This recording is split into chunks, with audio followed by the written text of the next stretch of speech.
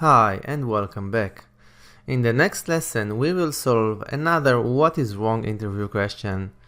In order to do that, let's open our code sample under the puzzle project Computrade What's Wrong 2 package and open the dog class.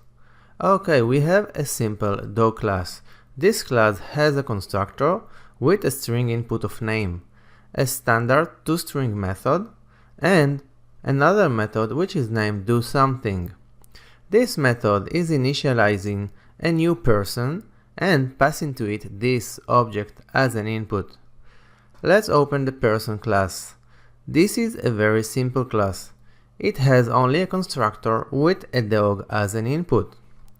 And all it is doing is printing the dog object to the output using the toString method of dog. This is the person dog and the dog object. Okay, looks good. Let's go back to our dog class. We can also see that the dog class extends the animal class. Let's take a look on the animal class. Okay, it is also a very simple class with a constructor. Inside the constructor we are calling the doSomething method. We have also a doSomething method in this class, which has only one line of code. System out println animal doSomething. Okay, we review the code. Let's go back to our dog class. Can you think what is wrong with this code? Pause the video, take a minute to think about it. Okay, I'm sure you got some ideas. Let's see what's wrong with this code together. Well, the problem here is related to inheritance and constructor. I'm sure you remember that we learned that the order of the class initialization starts from the parent class and goes into the child class. In our case, let's see what happens if we will create a new dog class. So in our main method, we create a new dog with the name Buddy. Now, according to the constructing order, Java will construct the parent class first, in our case the animal class. Now this constructor is calling the doSomething method.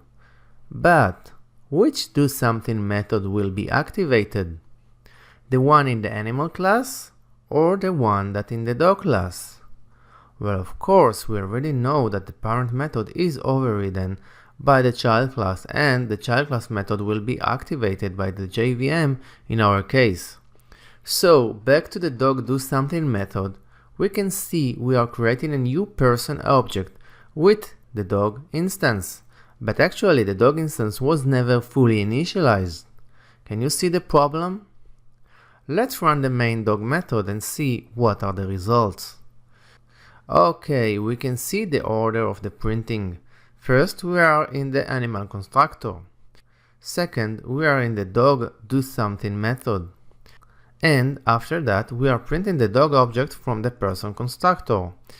As we can see, the name of the dog is null.